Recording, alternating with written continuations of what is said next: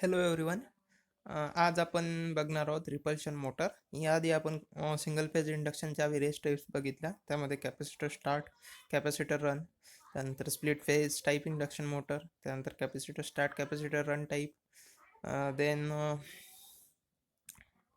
Universal motor, A C series motor इत्यादी motor आपण पाहिलेले आहे. आज आपण बघणार आहोत रिपल्शन मोटर. तर रिपल्शन मोटर नेमकी आहे तरी काय? रिपल्शन मोटर, आता आपल्याला माहित आहे सिंगल फेज इंडक्शन मोटरचा स्टार्टिंग टॉर्क हा 0 असतो. म्हणजे फक्त स्टेटरला सप्लाय देऊन हा मोटर रन होत नाही. तर याला इनिशियल टॉर्कची आवश्यकता असते, स्टार्टिंग टॉर्कची आवश्यकता असते. त्यामुळे इथे एक्सटर्नल मीडियम आपल्याला कनेक्ट करावं लागते.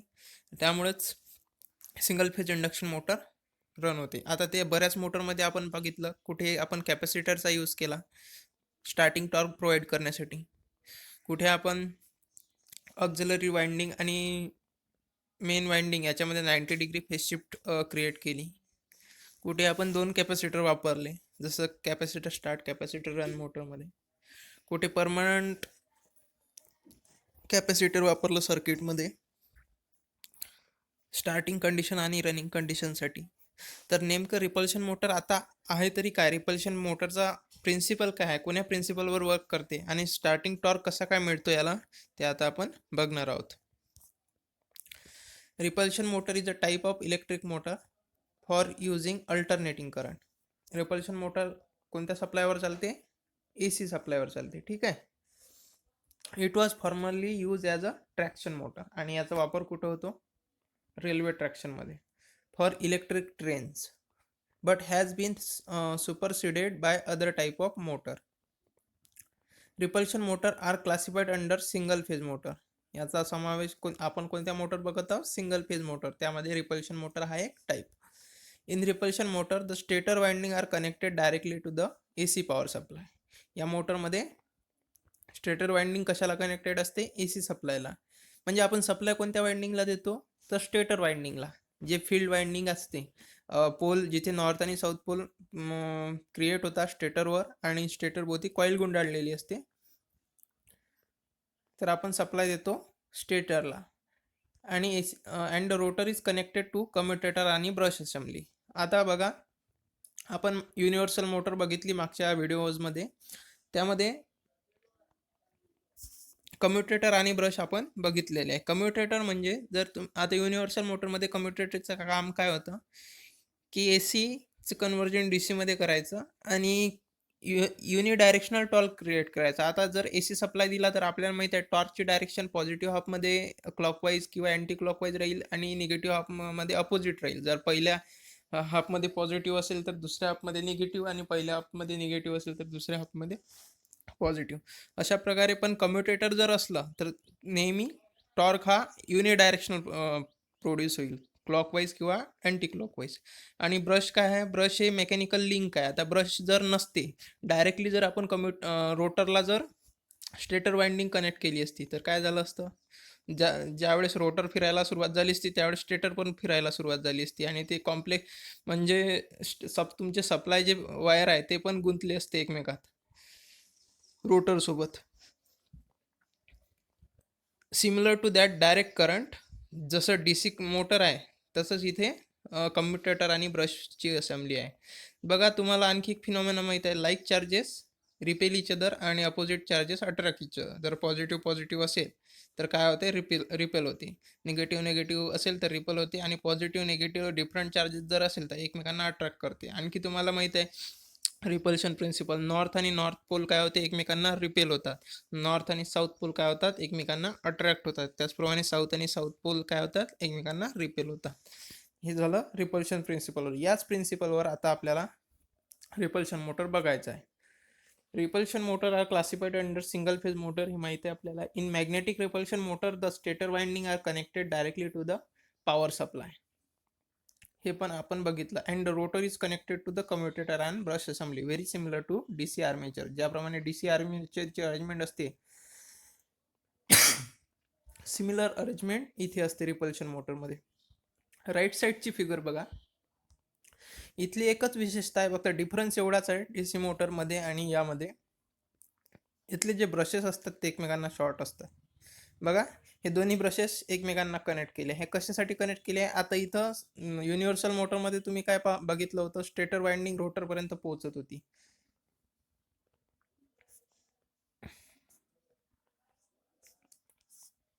हे नॉर्थ आणि हे साऊथ. तुमचा सप्लाय येत होता, इथे कॉईल होती, त्यानंतर इथे रोटर होतं, आर्मेचर. ठीक आहे, अशा पद्धतीचं कनेक्शन होतं आणि पुन्हा इथे जवळ अशा प्रकारची मोटर होती. पण इथे काय केलं आहे बघा, हे जे युनिव्हर्सल मोटर याआधी आपण बघितले, स्टेटर वाइंडिंग ब्रशेस थ्रू रोटरला कनेक्टेड होती, पण इथं स्टेटर वाइंडिंग ब्रशेसला कनेक्टेडच नाही आहे. स्टेटर वाइंडिंग स्टेटरमध्ये कंप्लीट होते, रोटर वाइंडिंग रोटरमध्ये कंप्लीट होते, आणि याचे जे दोन ब्रश आहेत ते एकमेकांना शॉर्ट सर्किटेड आहे. आता आपल्याला नेक्स्ट फिगरमध्ये माहीत पडेलच. बघा, डिफरन्स समजला तुम्हाला? रिपल्शन मोटरमधले जे ब्रशेस आहे एकमेकांना शॉर्ट सर्किट केलं आहे.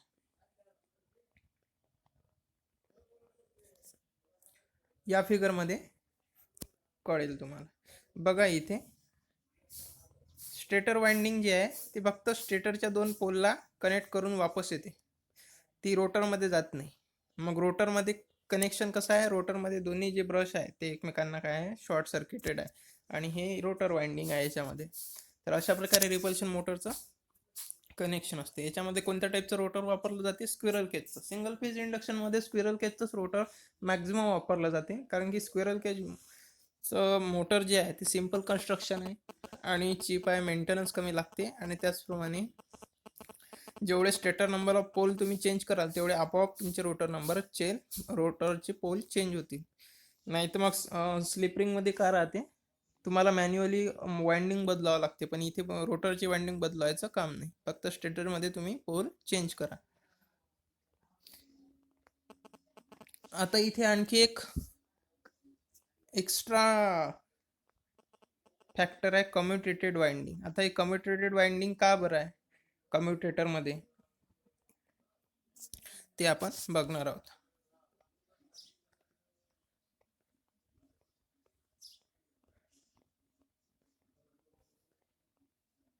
बघा, या फिगरमध्ये वर्किंग प्रिन्सिपल्स तुम्हाला माहीत पडेल. जेव्हा आपण एसी सप्लाय देतो, एसी सप्लाय कशाला देतो? स्टेटरला. स्टेटर कोणता आहे तुमचं? हे स्टेटरचे पोल आहे तुमचे, ठीक आहे, नॉर्थ आणि साऊथ, आणि सप्लाय दिला आपण याला, ठीक आहे, एसी सप्लाय दिला. मग काय होईल?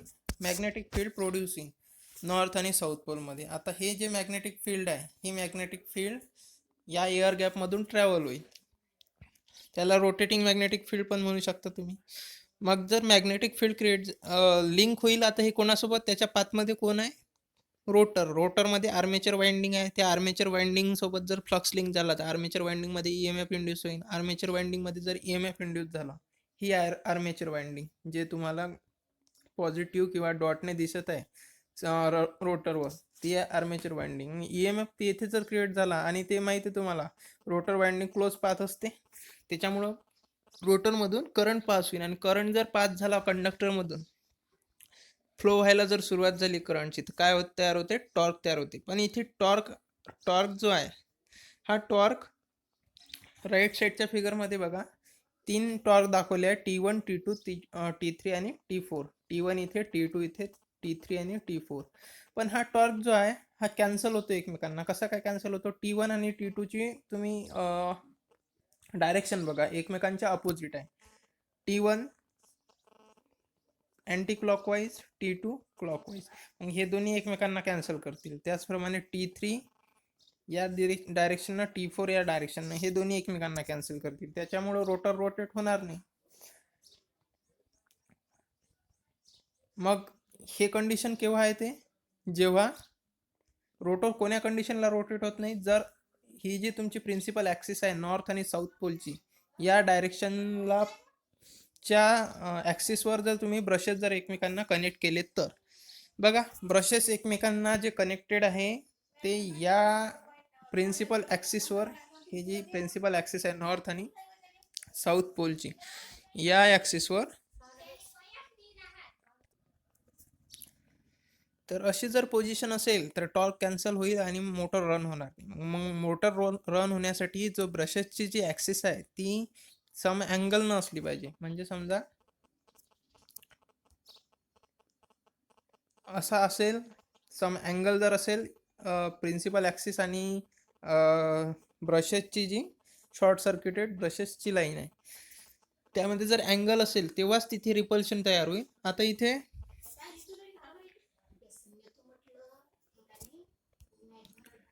पोलवर पण रोटरवर पण नॉर्थ आणि साऊथ पोल क्रिएट झाले. नॉर्थ आणि साऊथ, नॉर्थ नॉर्थ आहे, साऊथ साऊथ आहे, एकमेकांना रिपेल करायला पाहिजे पण ॲक्सिस सेम आहे.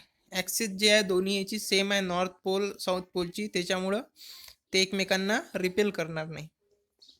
थोडा जरी डिफरन्स असेल त्यांच्या ॲक्सिसमध्ये, थोडा अँगल जर असेल तर ते एकमेकांना रिपेल करेल आणि तेव्हाच ती मोटर रन होईल. आता आणखी या कंडिशनमध्ये तुम्हाला समजून जाईल. या ज्या 3 फिगर आहे याच्यामध्ये पहिल्या 2 फिगरसाठी मोटर रन होत नाही. आता पहिली जी फिगर आहे त्याच्यामध्ये बघा काय लिहिलं आहे इथं, no torque even though current value in the armature.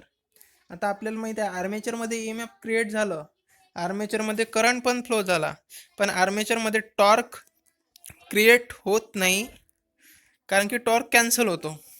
Torque create झाल्यानंतर टॉर्क कॅन्सल होतो एकमेकांच्या अपोजिट असल्यामुळे, त्यामुळे मोटर रोटेट होत नाही. ती पोझिशन कोणती आहे, ही पोझिशन आहे बघा. दोन्ही ॲक्सिस जे आहे नॉर्थ नॉर्थ साऊथ साऊथ हे एका ॲक्सिसवर आहे. आणखी दुसऱ्या कंडिशनला टॉर्क क्रिएट होत नाही, ती म्हणजे हा जर ब्रशेसची जर ॲक्सिस हे एक परपेंडिक्युलर असेल तर या पोझिशनला प्रिन्सिपल ॲक्सिसला जर परपेंडिक्युलर असेल साऊथ नॉर्थ पोझिशन, इथे पण टॉर्क क्रिएट होत नाही आणि इथे पण मोटर रन होत नाही. मग मोटर रन कोणत्या पोझिशनला होते, मोटर रन होते थर्ड कंडिशनला. इथे बघा टिल्टेड अँगल आहे प्रिन्सिपल ॲक्सिस सोबत रोटरच्या नॉर्थ आणि साऊथचा. तर या पोझिशनमध्ये हे बघा इथे अँगल कसा क्रिएट होतो, ही तुमची प्रिन्सिपल ॲक्सिस आणि तुमचा हा इथे डेल्टा अँगल क्रिएट झाला. तर याच पोझिशनला रिपल्शन होते आणि रिपल्शन मोटर, मग आपल्याला जर रिपल्शन मोटर जर वर्क करायची असेल तर आपल्याला रोटरची पोझिशन, इनिशियल पोझिशन कुठे ठेवावं लागेल, बाय सम अँगल. जर तुम्ही परपेंडिक्युलर किंवा मग पॅरलल जर ठेवली तर मग मोटर रन होणार नाही. तर अशा प्रकारे रिपल्शन मोटर वर्क करते. या फिगरमध्ये बघा ब्रशेसची पोझिशन आपल्याला टिल्टेड अँगलने ठेवायची आहे. आता अँगल काय राहील, 0 ते आणि 90 डिग्रीच्या दरम्यान राहील. आता बघा जर तुम्ही 90 डिग्री एक्झॅक्टली जर ठेवला तर तिथे पुन्हा टॉर्क क्रिएट होणार नाही, आणि जर तुम्ही पॅरलल जर ठेवला 0 डिग्री म्हणजे प्रिन्सिपल ॲक्सिसला स्टेटरच्या, तर तेव्हा पण EMF आणि करंट इंड्यूस होणार नाही.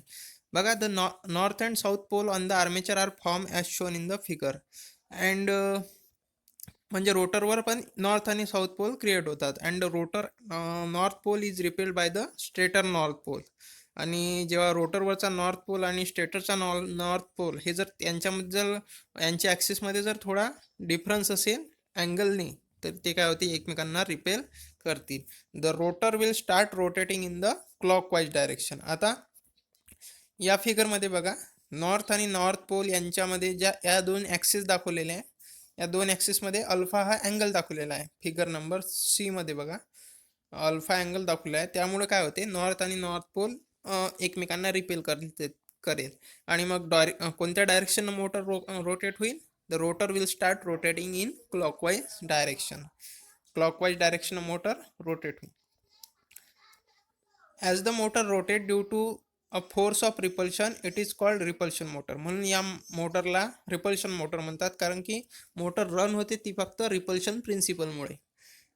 इथे एक्सटर्नल कसल्याही प्रकारचं कॅपॅसिटर वगैरे नाही आहे मोटरला रन करायसाठी. If the brushes are shifted in the counter clockwise direction then motor will run in a counter clockwise direction.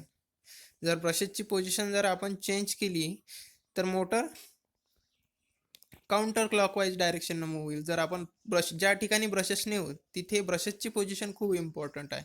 दस the direction of rotation of motor is dependent on the position of brushes with respect to the magnetic field of stator. ब्रशेसची position जर आपण योग्य जर ठेवली, सम अँगलने जर ठेवली तर ती रोटेट होईल. आता तुम्ही या नॉर्थ आणि साऊथ पोलला जर तुम्ही टिल्ट करून जर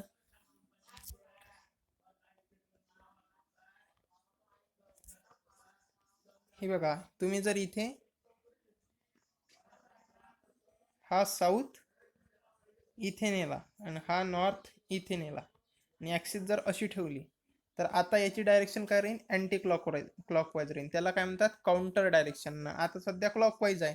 ज्या पोझिशनमध्ये मागची अगोदरची जी फिगर आहे, या फिगरमध्ये डायरेक्शन क्लॉकवाईज आहे. तुम्हाला जर मोटर अँटी क्लॉकवाईज जर फिरवायची असेल, तर मग काय करा, तुम्ही स्टार्टिंग ब्रश पोझिशन जी आहे ती जर या पद्धतीने ठेवली, नॉर्थ इथे आणि साऊथ इथे, तर हा नॉर्थ आणि हा नॉर्थ एकमेकांना रिपेल करतील.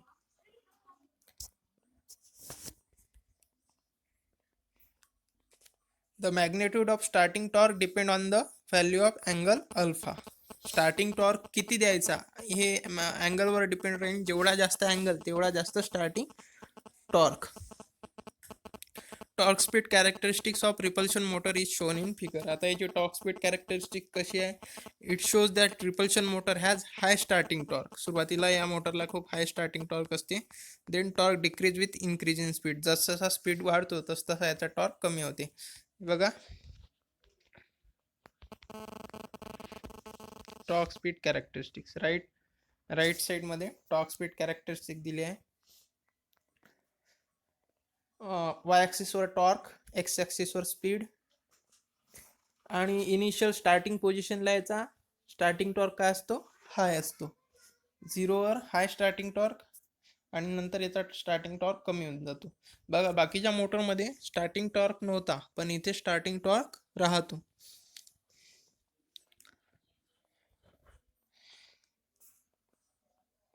पॉवर रेटिंग याची 1/3 किलोवॅट टू 12 किलोवॅट पर्यंत जाते.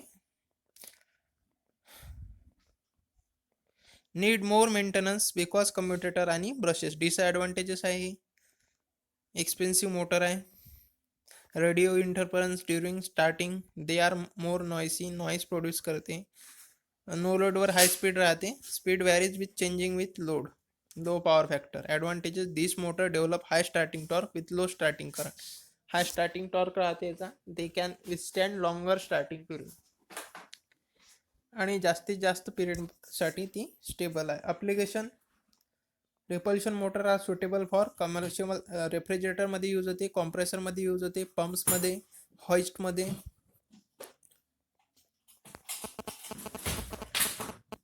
कॉन्स्टंट स्पीड ड्राईव्हमध्ये, particularly those which have high inertia, prolong starting period. ज्याला हाय इनर्शिया आणि प्रोलॉंग स्टार्टिंग पिरियड असतो तिथे आपल्याला ही मोटर यूज करता येते. तर अशा प्रकारे ही तुमची रिपल्शन मोटर इम्पॉर्टंट मोटर आहे.